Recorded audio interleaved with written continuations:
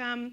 I'm Lauren Johnson. I'm a deputy editor at Adweek, and I have the pleasure this morning of being joined by Mark Grether from PayPal, as well as Tamika Lewis, who is a small business owner. We're going to learn all about her business in the next little bit. And we're going to chat all things retail ads. Mark, you've been at PayPal for about a year and a half now. You want to talk about sort of what your mandate has been since then? Sure, you launched PayPal Ads about a year ago, right? Exactly, here actually on stage. I remember a year ago here on stage at Adweek we launched PayPal Ads to really enable our advertisers to get access to what we call a transaction graph. Right, the transactions that we have from 30 million merchants globally, from 400 million consumers. So tapping into the transaction graph, basically seeing all data across all these merchants is our kind of key value proposition. And so since last year, we enable advertisers to leverage a transaction graph on our own inventory, PayPal, Venmo, Honey. Then in the summer, we rolled out what we call the offsite business. We rolled out the UK and Germany. We rolled out a new ad format, storefront ads, where consumers can buy within the ad itself. And now today, we are going to launch, and that's why I'm so excited here, what we call PayPal Ads Manager, which is the opportunity for our SMB merchants, and we have millions of them on the platform, to participate in retail media. Amazing. We're going to talk more about that in just a second. Tamika, tell us a little bit about your business and why you started it. Okay, hi, my name is Tamika. My journey began with a mother's love and a son's journey with eczema, like most stories begin. Caden, that's my 14-year-old now, at the time he was about 7, suffered terribly with eczema. As a parent who worked in the city, hustle and bustle, I was just tired of spending money on products that didn't work. So out of frustration and fear for my son and him being comfortable in school, we started making products at home. I use a little bit of my Caribbean background. My parents are from Barbados, so we infuse like organic, nature-bound foods like sea moss, aloe, spirulina, turmeric. Put it all in the soaps. We put it all in the skincare, and that's birthed Brooklyn Bar Soap. 5 years later, we're still connecting and helping families all over. What's your favorite product that you sell? My vegan body butter. I get death threats in my inbox when it's off the website, so check it out. And you're sold in a bunch of local stores. Yes, we carry our products in about 15 to 20 local stores in New York, New Jersey, and Pennsylvania area, and we're scaling and we're growing as the years go by. So, very cool. Yes, round of applause for that.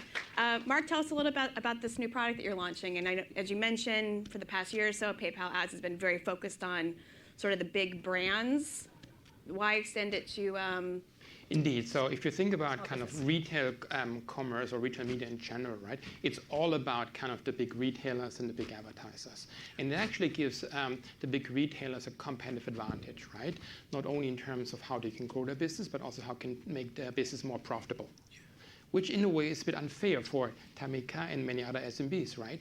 And so the idea behind the launch of our SMB program is to basically democratize the access to retail media. How can we give Tamika access to all the retail media budgets that are out there so that she can double down on growing her business and make it even more profitable? And so the idea now is that with what we call the PayPal Ad Manager, she can now basically unlock inventory that she has on her website to be eligible to monetize in our retail media kind of network. And that gives now the opportunity for her, and again with millions of merchants on our platform like herself, to get access to this retail media budget. And at the same time, it gives our advertisers, for the very first time, access to unique and differentiated proprietary media that was inaccessible to them. But media where consumers, right, love to engage with the soaps that Tamika sells and any other product that SMB sells. So you have basically this whole pool of consumers engaging with SMBs, highly emotionally attached like she is to her own brand, right? Mm-hmm. And now giving advertisers the ability to access them in this kind of high purchase, high emotional kind of moments, which I think is very exciting for both the advertisers as well as for the merchants who now get access to retail media budgets at scale. So merchants can buy ads on other merchants' websites. Exactly. Merchants can buy ads on other merchant websites. And then Tamika and others can start kind of tapping into the retail media budgets and basically it helps them to drive profit, which they can reinvest into the growth of their own businesses. Okay. Would you sort of learn from the big brands that you think applies to this new product and folks like Tamika too? There's one thing which is almost kind of the opposite of kind of the big advertisers. When you think about the big advertisers, they all want to have kind of the bells and whistles and the unique differentiated kind of ad products. Tamika, for her, it needs to be very simple. It needs to be easy, right? She has kind of bigger challenges. She wants to grow the business. She wants to get access to more consumers. She wants to come up with maybe the next best soap.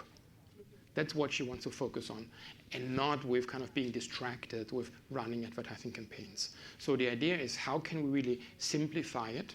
How can we leverage AI in the back end to optimize the campaigns on her behalf so that she doesn't need to think about it? It just runs in the background and makes her life a bit easier. Mm-hmm. Tamika, I know we've talked a little bit about how you've sort of approached advertising before in the past. Can you talk us through sort of what your experience was like, how you've thought about growing the business through digital advertising up until now? Yeah, absolutely. So when I started the business in 2020, it was more organic. So we did markets. It's one of my biggest ways to bring in income.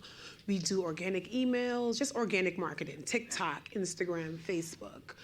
We try to be in front of people, like how you usually do. But understanding that as a business where AI is here, right? So we have to pick it up. We have to get on the systems so the business can grow. It became on my to-do list. Tried ads. I tried running it with Meta in 2021, and it was just not great. As a small business owner where money, I don't care if it's 25 cents, I need to know where all my money is going. And it became a little bit more about like gambling versus strategizing. And I love a good Atlantic City. I love a good Vegas situation. No more than $20 out my pocket, I'm done, So when I started to run the ads, it just became so stressful. I was putting money in, and I didn't know where it was. It was like disappearing, I didn't like that feeling as a small business owner where that money could have went towards production, could have went towards packaging. It could have went towards a market that I wanted to spend $1,000 on. We can't afford to lose any money. So I stopped because I felt traumatized by that situation, and I hadn't run any since. It was just, okay, markets, email marketing, TikToks, Instagram. I'm just gonna lean heavy on that until I'm ready to resume online ads. Had a girlfriend, she does a clothing line, and she was telling me how amazing ads are and how much money her business brings in. And hearing it from one of my good girlfriends, I'm just like, oh my God, I have to get back into it. But still a little hesitant for my situation that I had in 2021 when I lost all that money with Meta. So when I was asked to go on, to come on the call with you guys a few months ago about PayPal ads, I wasn't sure if it was for me, but I'm so glad that I came and I listened, because I was able to tell you guys, what we were experiencing. Yeah. And it is the lack of transparency in running ads. I have, like Mark said, I have so much things to do. My list is long, and I don't have any more brain power for ads. So that's where we are now, and I'm just so excited to see how PayPal is gonna help us. What did you find frustrating about your experience with Meta? What sort of did you It was difficult to understand. I'm a girl, I'm self-taught. I've taught myself almost everything, and I couldn't teach myself ads. I couldn't do it. It was difficult to read.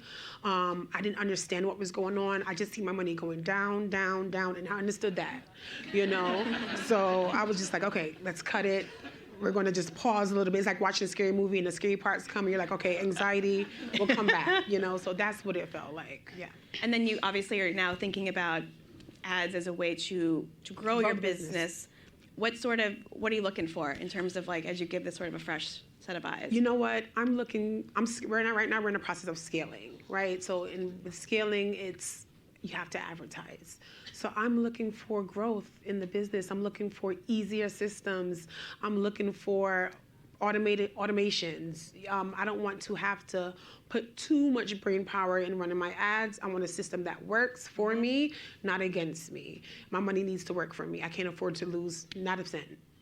And I believe you are handling ads on your own. Yes. Right now, but Yeah. there's thought that you might bring someone else on board if you can sort of prove this out. Yes, absolutely. We did consider hiring someone, again, funds, right? So it's like, okay, I have to put money aside for advertising, I have to put money aside for this.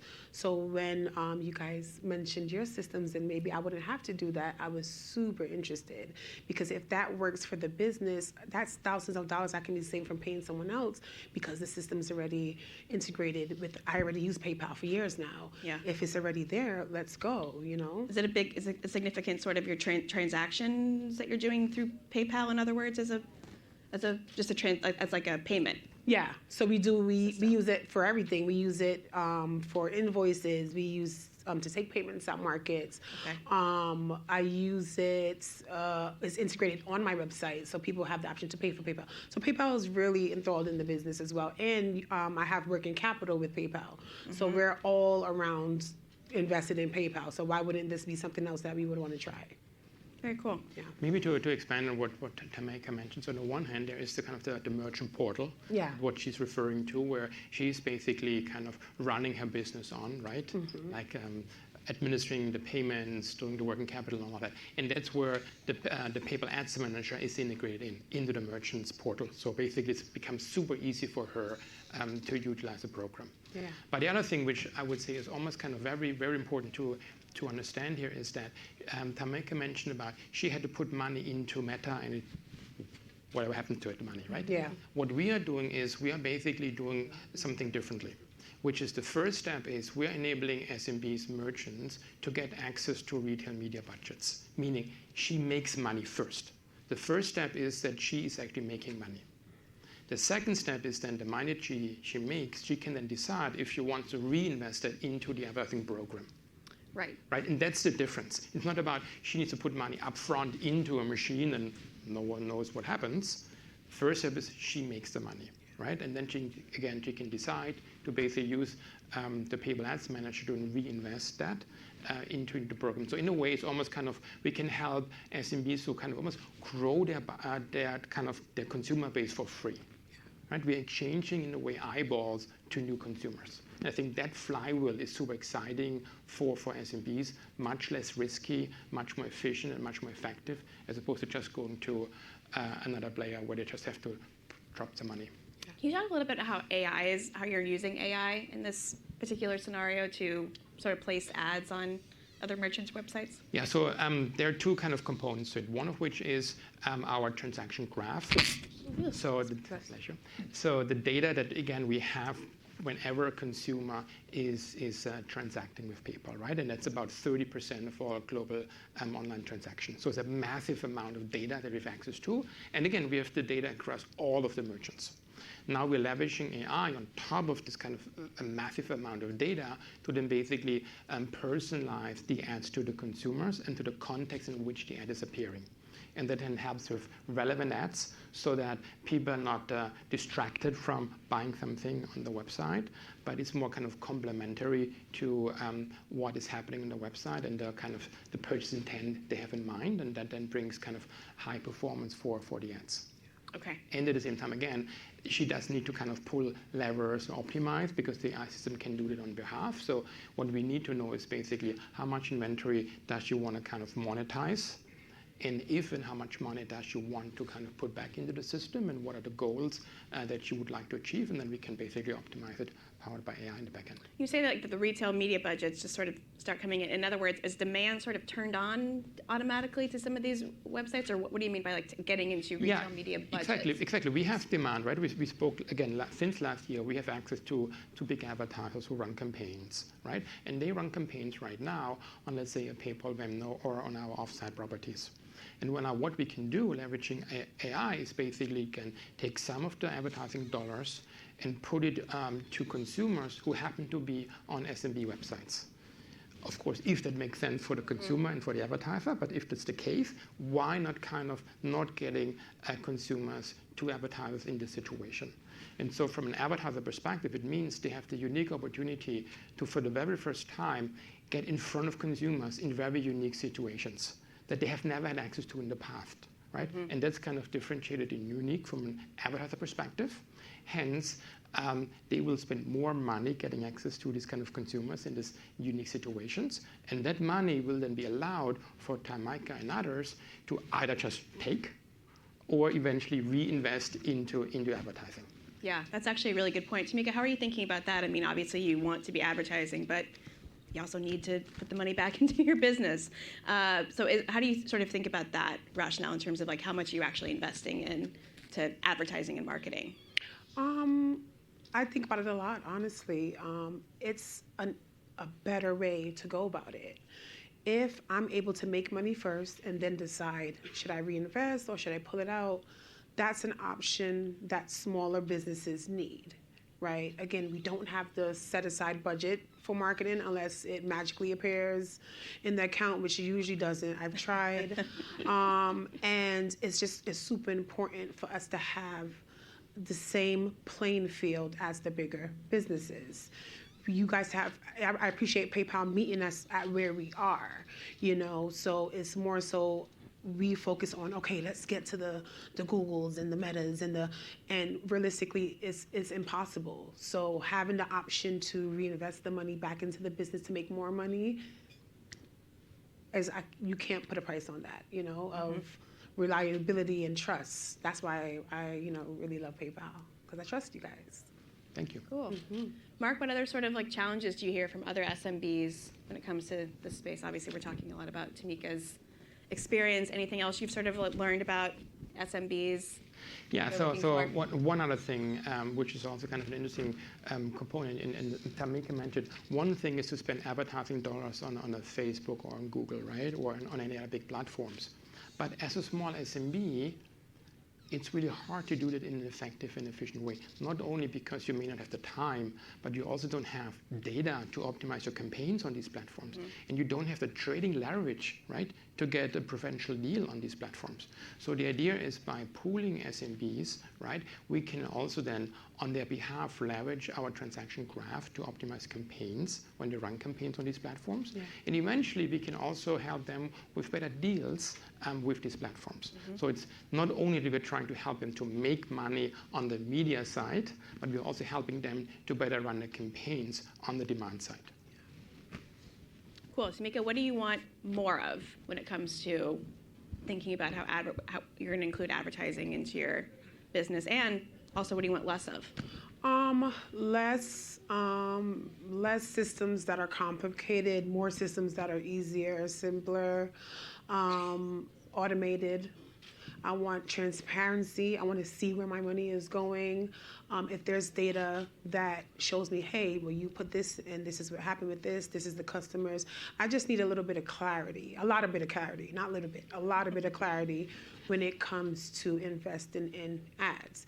I don't want it to feel like I'm reading an encyclopedia from 1985 with all those words. I have too much things to do already. I need it to be easy, simple, fast tracking, and innovative, and all the things that I need it to be as a small business owner, because again, we have so many other things that we are concerned about. Yeah. So ads shouldn't be a brain buster on that list. Do you do any sort of, create, in terms of the creative, is that typically done within your team when you think about the messaging and that sort of thing, or? Yeah, that's all me. Yeah, that's all me. I'm Team Brooklyn Bar Soap. Me and my son, when he wants to work, my Nipple baby. When he wants to work. So if you see us ever at markets and you see a tall little girl, that's my kid. And he takes 10 breaks a day. But that's why I work so hard. But he's so funny.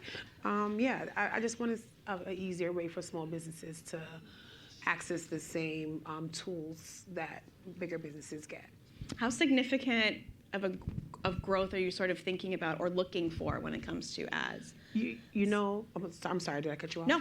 Yeah, I'm not delusional. I understand how important ads are. Even though, yes, my business has been growing at a great pace over the past 5 years, the biggest missing piece of that puzzle is online ads. Uh-huh. And as scary as it is for me to try to weave around it, I can, do it. I'm getting tired. I need those systems to work. Advertising online would probably, I would say anywhere from 40 to 50%, I'll see a boost immediately. And I'm missing out on so much data. With the PayPal ads, I need them to be able to tell me where my customers are. I'm on the street doing the hard work, talking to the people, but I need it to be funneled correctly through my website so I know who wants to spend with us. Right. Yeah. Mark, how do you think about that in terms of the data that SMBs are getting back from this? It's a really good point in terms of that. The big brands, right? Consumers are aware of the big brands. They know the big brands, right? So the big brands actually need less investment into awareness campaigns or branding campaigns. The smaller ones are the ones who need that because they need to create awareness and eventually then leading consumers through the purchasing funnel. And so what we can now do is, given that we have all the transaction data, right, we can find lookalikes of the ones who bought on her website, and then create awareness for these consumers to pull them to her website, right, and to her shop.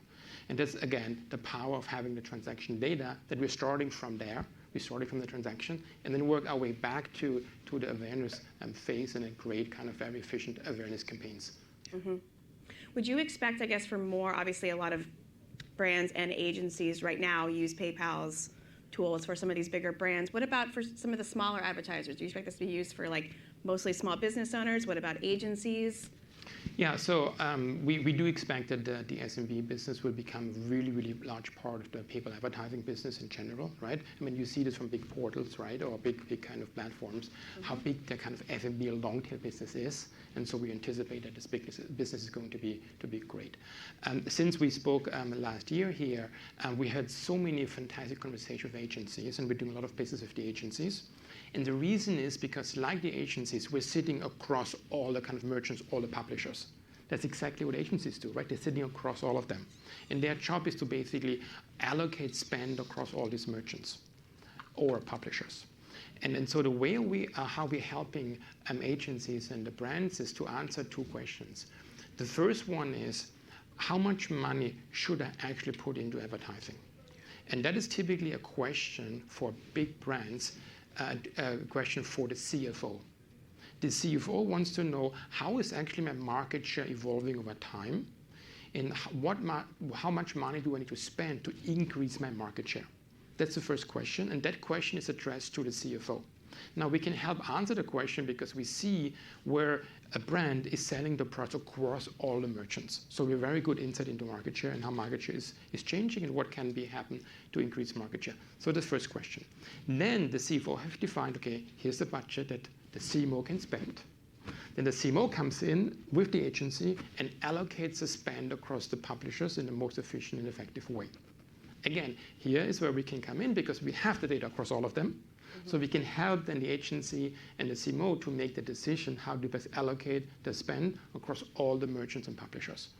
And that's why I do think we have a unique opportunity in the marketplace, right, to help both big brands, SMBs, and agencies to become much more efficient and effective in the way of how we're spending advertisers. And there's one more thing which we haven't spoken about at all, which is the consumer, right? And we should always think about, hey, what's in from a consumer's perspective? Think about it from a consumer's perspective and work backwards. And with all the data, of course, we can become much more relevant in terms of the ads, the creatives, right? We can eventually at some point in mass customize the creatives. But another thing which is really interesting for us and where we get really good feedback from consumers is what we've launched in the summer, which is storefront ads. So storefront ads gives the consumer the opportunity to actually finish a transaction in the creative itself without the need to go back via 5, 6, 7 loops to a website to eventually then finish a transaction. Right. Yeah? And that's a really cool experience from a consumer perspective because you can do it just within the creative 1, 2 clicks, you're done. Fantastic. No disruption, no hurdles. And also from a publisher perspective, consumers actually are staying on the website as opposed to going away to a big retailer, right? So it's also from a publisher perspective a very nice way to basically get access to retail media money, still keeping the consumers on the publisher website. And for merchants like Tamika, it helps them to actually broaden the reach, right? Because right now, people need to come to her store or her website, as opposed to Tamika coming to them. And that's what we're doing with storefront ads, right? Tamika can come with the storefront ads to her consumers, no matter where they are. Obviously leveraging our transaction graph so we can find them, all of that, blah, blah, blah. But coming to them is kind of changing kind of a little bit the paradigm as opposed to they need to come to her. Yeah. And so if you combine that, she can make money on her own website. She can reinvest the money with ads that find them, the consumers. I do think is a really interesting and attractive value proposition. Tamika, do you have e-commerce to that point, or are all your products sort of sold in stores? Where are you driving people, in other words? So we have an e-commerce store, and you can find us in local businesses. So Okay. e-commerce, you can understand, is very important when it comes to sales. So I needed that high performance status, and then I think that has been the main problem of keeping up my online sales because I'm not running ads. So once that gets settled, we're going to be taking over everywhere. Do you typically sort of see anything, I guess obviously we're going into the holidays too, anything you typically see around holiday sales, or how are you expecting this holiday season to go? You know what? That's a great question. It's a great question. I'm gonna keep it honest. So because we don't run ads, I have to manually go in there and push for the sales, push for the product announcements, set the automations with the emails, and that's when I see a spike in my sales. Versus having ads, it does it itself, and then I'll start to see the flow come in. Again, I've had this conversation with many girlfriends, many friends. We've been having these conversations. So for Christmas, if we start running ads, I'm going to see a hike in sales immediately.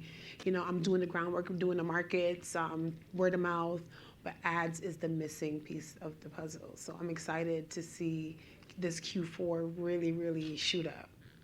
Mark, what are you expecting from yours? We only have a couple minutes left, but how are you sort of thinking about holiday season? How you see brands sort of?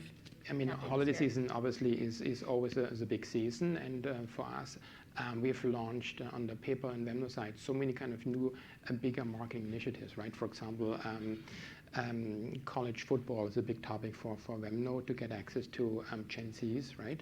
And so what we now have launched is basically a takeover, so that as a brand you can take over Gen Zs on Venmo for, let's say, a full day during football season. And I do expect that a much more kind of demand for that kind of new kind of ad supply to get kind of reach and frequency with Gen Zs in an environment where people haven't had access to reach them on. And so for me, Q4 is a big kind of growth opportunity as we're building out the business. Excited to do things with Tamika and the SMB business. So again, for us, it's just we are scaling the business, right? And every Q4 keeps us kind of a big step up in next level of scaling our business and growing to a very, very big advertising kind of a business here. So Q4 is a big quarter for us, of course. Okay, cool.